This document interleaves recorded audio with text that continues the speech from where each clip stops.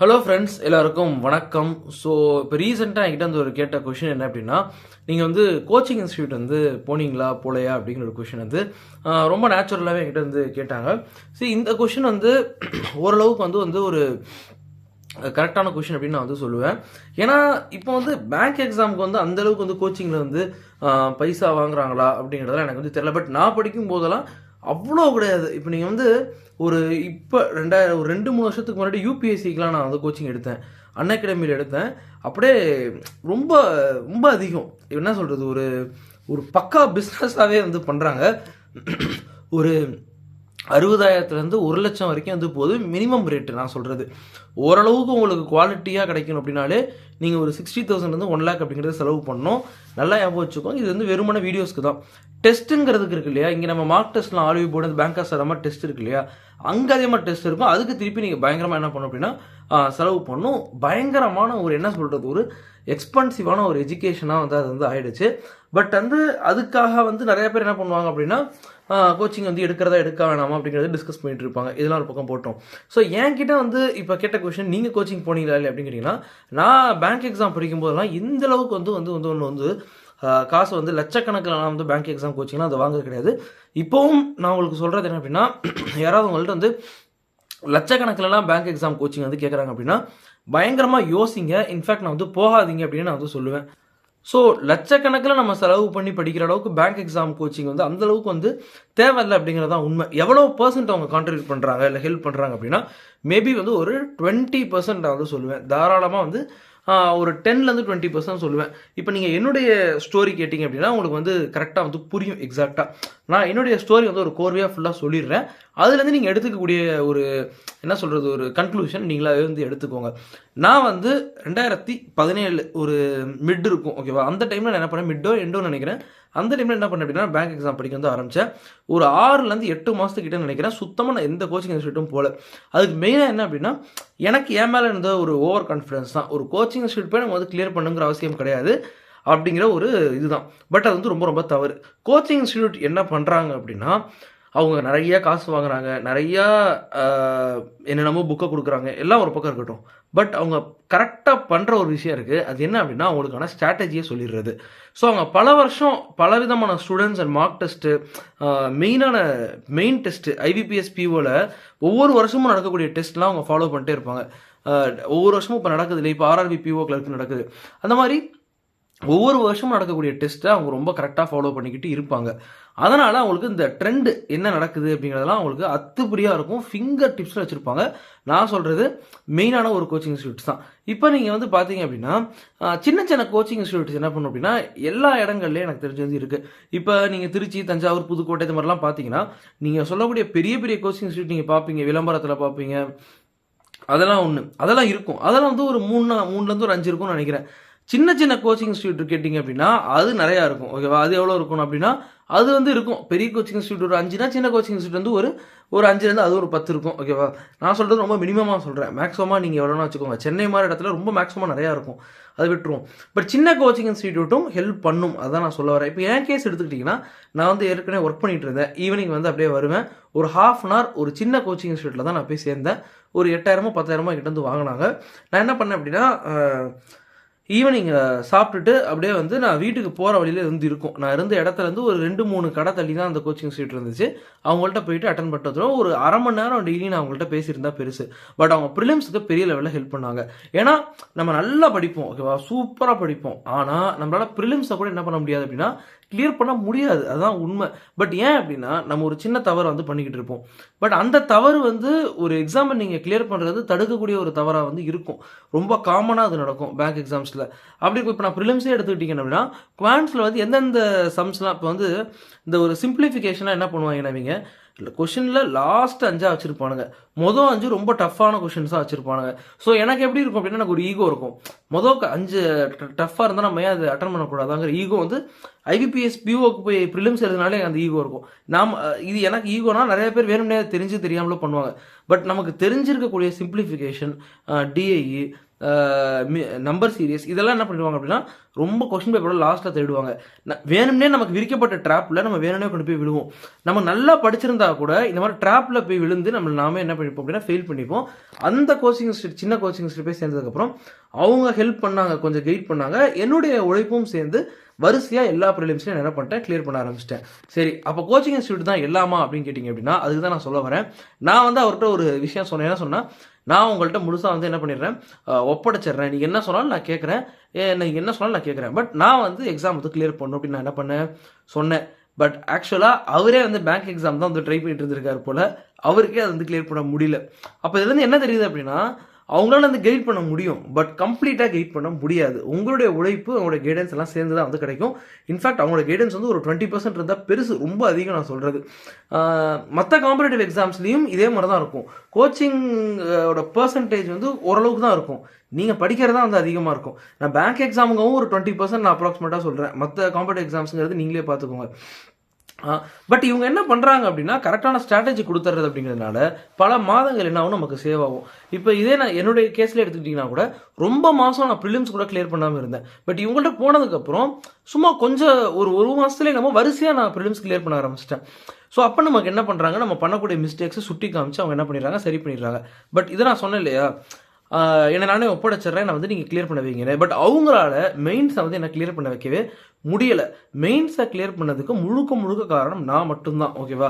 ஏன்னா மெயின்ஸ் வந்து அந்த அட்வான்ஸ்டு குவான்ஸ், அட்வான்ஸ்டு ரீசனிங் இருக்கும். அதை கூட அவங்கள நான் டிபெண்ட் பண்ணி இல்லை. ஏன்னா ஒரு சம்மு கொடுத்துட்டாங்க, அந்த சம்முக்கு ஆன்சரையும் கொடுத்துட்டாங்க அப்படின்னா எனக்கு தெரியும் அந்த சம்முக்கு எப்படி இந்த ஆன்சர் வந்துச்சுன்னு. நமக்கு யாரும் சொல்லி தரணுங்கிற அவசியம் கிடையாது. இப்போ நீங்கள் மார்க் டெஸ்ட் அட்டன் பண்ணுறீங்க, ஆலிவுட். நான் படிக்கும்போது ஆலிவுட் அட்டன் பண்ணேன். இப்போ மார்க்கெட்டில் எது ட்ரெண்டிங்கிறத நான் இப்போ வரைக்கும் நான் கேள்விப்படல. நான் இன்ஃபேக்ட் நான் அதை விசாரிச்சுட்டு இருக்கேன். நான் அடுத்த வீடியோஸ்ல நான் சொல்கிறேன். பட் நான் படிக்கும்போது மார்க் டெஸ்ட் ரொம்ப டஃப்பாக இருக்கும். அந்த கொஷின்ஸ் இருக்கும், அதோட ஆன்சர்ஸும் இருக்கும். நான் என்ன பண்ணுவேன் அப்படின்னா, ஆன்சர்ஸ் என்கிட்ட இருக்கிறதுனால நானே அதை ஒர்க் அவுட் பண்ணி நல்லா டெரிவ் பண்ணிக்க முடியும். ஏறத்தாழ இது கண்டிப்பாக உங்களால் முடியும். ஆலிவுட் மாதிரி டஃப்பான மார்க் டெஸ்ட்டில் அந்த டைமில் வந்து அது மேபி உங்களுக்கு சிரமமாக கூட இருக்கலாம். பட் இப்போ வெப்சைட் பேங்காசாடா இந்த மாதிரி வெப்சைட்ஸில் வந்து உங்களுக்கு நிறையா டஃப்பான அட்வான்ஸ்டு குவான்ஸ் இருக்கும் பார்த்தீங்களா, கொஷினஸ் ஆன்சர் இருந்துச்சு அப்படின்னா உங்களால ஒர்க் அவுட் பண்ணிக்க முடியும். ஸோ அதனால் நான் என்ன பண்ணுறேன் அப்படின்னா, அந்த கோச்சிங்கில் அதை கூட கேட்கல. பட் அவங்களால என்ன பண்ணல அப்படின்னா, மெயின்ஸ் வந்து நம்மளால் கைட் பண்ண முடியல. யாராலையுமே இது வந்து பெருசாக அது பண்ண முடியாது. அதிகபட்சம் அந்த சம்மங்களை சொல்லித்தர முடியும், டஃப்பான குவான்ஸ், டஃப்பான ரீசனிங் ப்ராசஸ் சொல்லித்தர முடியும். அதிகபட்சம் அந்த கரண்ட் அஃபேர்ஸுக்கு வைவான நான் ஓரல் டெஸ்ட் மாதிரி உங்களுக்கு வந்து பண்ண முடியும். நீங்கள் படிப்பீங்க, நீங்கள் படிக்கிறது வந்து ஓரல் டெஸ்ட்டாக வந்து என்ன பண்ணுவாங்க அப்படின்னா எடுப்பாங்க. சரி, ஓகே, இது போட்டோம். இப்போ என்னாச்சு அப்படின்னா, அந்த அஃபேர்ஸ் க்ளவுட்லாம் இருக்காங்க வெப்சைட்டில், நீங்கள் பார்த்துருப்பீங்க. இந்த சின்ன கோச்சிங் இன்ஸ்டியூட் என்ன பண்ணுறாங்க அப்படின்னா, இந்த அஃபேர்ஸ் க்ளவுட், அதாவது இவங்க வந்து ஒரு கோச்சிங் இன்ஸ்டியூட் நம்மள்ட்ட பணம் வாங்கி நடத்துகிறாங்க. அஃபேர்ஸ் க்ளவுட் நெட்டில் ஃப்ரீயாக இருக்கக்கூடிய ஒரு ரிசோர்ஸு. அதை வந்து நமக்கு வந்து சொல்லிக் கொடுத்து நம்மளை படிக்க வைப்பாங்க. இது வந்து பார்த்துக்கோங்க எப்படி இருக்குன்னு. சரி, இது இப்படி போச்சா, நான் என்ன பண்ணேன், மெயின்ஸ் நான் என்ன பண்ணேன், வரிசையாக ப்ரிலிம்ஸ் கிளியர் ஆகிட்டே இருந்துச்சு. மெயின்ஸ் வந்து கிளியர் பண்ணவே முடியல. சரி, என்ன பண்ணேன், IBPS-PO மெயின்ஸ் எழுதினேன். நான் எழுதின வருஷம் வந்து IBPS-PO மெயின்ஸ் வந்து செம டஃப். அதுக்கு முன்னாடி இருக்கக்கூடிய எந்த வருஷத்துலையும் இவ்வளோ டஃப் நான் கேள்விப்பட்டதே கிடையாது. அவ்வளோ டஃப்பு, செம டஃப்பாக இருந்துச்சு. ஒரு 4 மார்க் அந்த குவான்ஸ் மெயின்ஸில் ஒரு 4 மார்க் எடுத்தால் பெருசு. வெறும் 4 மார்க்கு, நானும் ஒரு 2-3-4 மார்க் எடுத்தாலாம் பெருசு அப்படிங்கிற மாதிரி வந்து இருந்துச்சு. அவ்வளோ டஃப்பாக இருந்துச்சு. நான் என்ன பண்ணிட்டேன், இது வேலைக்கு ஆகாது, நான் பெரிய கோச்சிங் இன்ஸ்டியூட் போய் சேரணும் அப்படின்னு சொல்லி IBPS-PO மெயின்ஸ் எழுதிட்டு எனக்கு இந்த எக்ஸாம் கிடைக்காது அப்படின்னு சொல்லி பெரிய கோச்சிங் இன்ஸ்டியூட் நான் என்ன பண்ணேன், போனேன். ஓகே, போயிட்டேனா. பட் ஆக்சுவலி IBPS-PO மெயின்ஸ் நான் கிளியர் பண்ணிட்டேன், இன்டர்வியூ கிளியர் பண்ணிட்டேன். அந்த போஸ்ட்டில் தான் நான் கடைசியாக ஜாயின் பண்ணேன். ஸோ நான் கிடைக்காதுன்னு நினச்சி பெரிய கோச்சிங் இன்ஸ்டியூட் போனேன். பட் சின்ன கோச்சிங் இன்ஸ்டியூட் நான் படித்தேன், நான் வந்து கிளியர் பண்ணிட்டேன். ஸோ ஒரு பெரிய ரெப்யூட்டடான கோச்சிங் இன்ஸ்டியூட்டில் நான் படிக்காமலே தான் நான் கிளியர் பண்ணியிருக்கேன். ஓகேவா? பட் இந்த பெரிய கோச்சிங் இன்ஸ்டியூட் போனதுக்கப்புறம் நான் IBPS கிளர்க்கு வந்து கிளியர் பண்ணேன். எதுவுமே பேர் சொல்ல முடியல பாருங்க, பெரிய கோச்சிங் இன்ஸ்டியூட், சின்ன கோச்சிங் இன்ஸ்டியூட்னு. சரி, ஓகே, இப்படியாச்சா. சரி, இப்போ என்னாச்சு அப்படின்னா அதை கிளியர் பண்ணிட்டோம். அதுக்கப்புறம் என்ன நடந்ததா, அதான் வேடிக்கையான ஒரு விஷயம். இப்போ இந்த ஒரு மிகப்பெரிய கோச்சிங் இன்ஸ்டியூட், ஓகேவா, இது வந்து ரொம்ப பெருசு. ஓகேவா? இதுக்கு வந்து ஒரு 15,000 நம்ம நான் பே பண்ணேன், 15-16 பே பண்ணேன். எனக்கு வந்து புக்கு கொடுத்தாங்க, நான் எல்லாமே பே பண்ணேன். அதுக்கப்புறம் என்னாச்சு அப்படின்னா, இவங்க என்ன பண்ணாங்க அப்படின்னா, இவங்க கோச்சிங் இன்ஸ்டியூட்டுக்கு போனால் இவங்களும் வந்து என்ன பண்ணுறாங்க அப்படின்னா, இந்த கரண்ட் அஃபேர்ஸ்க்கு வந்து தனியாக மெட்டீரியல் எனக்கு தெரிஞ்சு மெனக்கட்ட மாதிரி வந்து எனக்கு ஒன்றும் தெரியல. ரொம்ப பெருசாலாம் மெனக்கல்ல. குவான்ஸ் ரீசனிக்கு மட்டும் இவங்க கோச்சிங் இன்ஸ்டியூட்டில் ஒரு புக்கு மாதிரி அது ஒன்று வச்சுருந்துருக்காங்க. ஓகேவா? ரைட்டு. நான் என்ன பண்ணேன் அப்படின்னா, ஒரு 4-5 கிளாஸ் தான் நான் வந்து என்ன பண்ணேன், அங்கே போனேன். அவங்களோட புக்கிலலாம் பெருசாக நான் வந்து ஒர்க் அவுட்லாம் பண்ணல, ரொம்ப பெருசாலாம் ஒர்க் அவுட் பண்ணல. ஒரு 4-5 கிளாஸ் தான் போனேன். கரண்ட் அஃபேர்ஸ்க்கு என்ன பண்ணுறாங்க, வைவா மாதிரி என்ன பண்ணிட்டு இருக்காங்க, கண்டக்ட் பண்ணிட்டு இருக்காங்க. நீங்கள் வந்து கரண்ட் அஃபேர்ஸ் வந்து படிக்கணும். அதில் அவங்க வந்து ஓரல் டெஸ்ட் மாதிரி அந்த கொஷின் மாதிரி வந்து கேட்பாங்க. ஸோ ஒரு ரூமில் வந்து பார்த்தோம் அப்படின்னா ஒரு 50-60 பேராவது இருப்பாங்க. நம்மளை தனியாலாம் கவனிக்க முடியாது. அங்கே போய் நான் வீட்டில் போட்ட மார்க் டெஸ்ட், ரூமில் போட்ட மார்க் டெஸ்ட்லாம் எடுத்துகிட்டு அங்கே போய் நான் அனலைஸ் பண்ணிட்டு இருந்தேன்னா நீங்கள் பார்த்துக்கோங்க. ரைட், இப்படியே போச்சு. நம்ம என்ன பண்ணிட்டேன் அப்படின்னா அப்படியே போச்சு, கிளியர் பண்ணிட்டோம், எல்லாம் ஓகே ஆகிடுச்சு. நான் போய் போஸ்ட்டில் ஜாயின் பண்ணிட்டேன். அப்புறம் யோசித்தேன், ஜாயின் பண்ணதுக்கப்புறம் நம்ம இந்த பெரிய கோச்சிங் இன்ஸ்டியூட்டில் இவ்வளோ அமௌண்ட் பே பண்ணியிருக்கோம், பட் நம்ம கிளாஸே அட்டன் பண்ணலையே அப்படின்னு சொல்லிட்டு அவங்களுக்கு நான் ஃபோன் பண்ணேன். இதுக்குன்னா சும்மா ரீஃபண்ட் மாதிரி பாதி அமௌண்ட்டாக ரீஃபண்ட் கேட்டு பார்ப்போம். ஏன்னா அவங்க இனிமேல் அட்டண்டன்ஸ் மாதிரி மெயின்டைன் பண்ணியிருப்பாங்க அப்படி இப்படின்னு நானாக கற்பனை பண்ணிட்டு நான் என்ன பண்ணேன், ஃபோன் பண்ணுறேன். அவங்களுக்கு லைன் வந்து போல. பட் கொஞ்ச நாள் கழிச்சு நான் திருப்பி கால் வருது. எதுக்கு வருது அப்படின்னா, நீங்கள் வந்து எங்கள் இன்ஸ்டியூட்டை பற்றி விசாரிச்சிருக்கீங்களாட்டு, உங்களுக்கு எங்கள் இன்ஸ்டியூட்டை ஜாயின் பண்ணணும்னு ஆசை இருக்கான்னு வந்து கேட்குறாங்க. அதாவது ஒரு ஒரு ஒரு ஸ்டூடெண்ட் வந்து அவங்க இன்ஸ்டியூட்டுக்கு வந்தாங்களா போனாங்களான்னு கூட வந்து இங்கே வந்து தெரியறது கிடையாது. அப்படி தான் அந்த இன்ஸ்டியூட் வந்து இருந்துச்சு. ஓகேவா? ஸோ மேபி அவங்க என் நம்பர் இல்லாமல் இருந்தால் கூட பரவாயில்ல. ஒரு என்ன சொல்கிறது, ஒரு ஸ்டூடெண்ட் வந்து பார்த்தோம் அப்படின்னா உண்மையாக சொல்லணும், இது எல்லாத்தையும் விட்டுரு, இந்த கதை எல்லாத்தையும் ஓரம் கட்டிட்டுங்க. நான் சொல்ல வர விஷயம் என்ன அப்படின்னா, அங்கே இருக்கக்கூடிய 60 பேர்த்தில் நீங்கள் ஒரு ஸ்டூடெண்ட்டு நீங்கள் படிக்கிறீங்கன்னு கூட அங்கே வந்து அவங்களுக்கு வந்து தெரியாது. நீங்கள் வாரம் வரலன்னா கூட அவங்களுக்கு கேட்க போகிறது கிடையாது. இது நான் படித்த பெரிய இன்ஸ்டியூட்டு. மற்ற பெரிய இன்ஸ்டியூட்டை பற்றி எனக்கு வந்து தெரியாது. ஓகேவா? அதனால தான் நான் பேர் கூட மென்ஷன் பண்ணல. எதுக்காக அப்படின்னா, இந்த கோச்சிங் இன்ஸ்டியூட் ரோல் வந்து இவ்வளோ தான், ஒரு 10-20% 20% மட்டும்தான். அவங்கள்ட்ட போனீங்க அப்படின்னா உங்களுக்கு வந்து கண்டிப்பாக ஒரு ஸ்ட்ராட்டஜி கிடைக்கும். பட் அதோட நின்றும். நீங்கள் அதுக்கப்புறம் படிக்கிறது மட்டும்தான் வந்து நிற்கும், எல்லாமே வந்து பேசும். அதுதான் நம்ம இங்கே கவனிக்க வேண்டிய விஷயம். இப்போ நீங்கள் யோசிச்சு பாருங்கள், பேங்காசாடாக இருக்கட்டும், பேங்காசாடாலாம் வந்து நான் படிக்கும்போது வந்து ஒரு சூப்பரான ஒரு வெப்சைட்டு. அஃபேர்ஸ் க்ளவுடும் அதே மாதிரி தான். கரண்ட் அஃபேர்ஸ்லாம் ஃப்ரீயாக வந்து இருக்கும் அஃபேர்ஸ் க்ளவுடில், பேங்காசாடாவில். அது அவ்வளோ நமக்கு வந்து ஹெல்ப் பண்ணுது. என்ன மாதிரி பேங்க் எக்ஸாம் ஆஸ்பிரண்ட்ஸ் எல்லாருக்குமே அது ஹெல்ப் பண்ணுது. இப்போயாவது எதோ வந்து இருக்குது, கைட்லி எதோ சொல்கிறாங்க. இப்போ அது எந்த அளவுக்கு எனக்கு ஹெல்ப்ஃபுல்லாக இருக்குன்னு எனக்கு தெரியல. பட் எல்லாமே ஃப்ரீயாக நமக்கு வந்து இருக்கும். நான் படித்த குவான்ஸ், ரீசனிங், ப்ரிலிம்ஸுக்கு கூட எல்லாமே நெட்லேருந்து தான் என்ன பண்ணேன், நான் ஃப்ரீயாக வந்து எடுத்து படித்தேன்.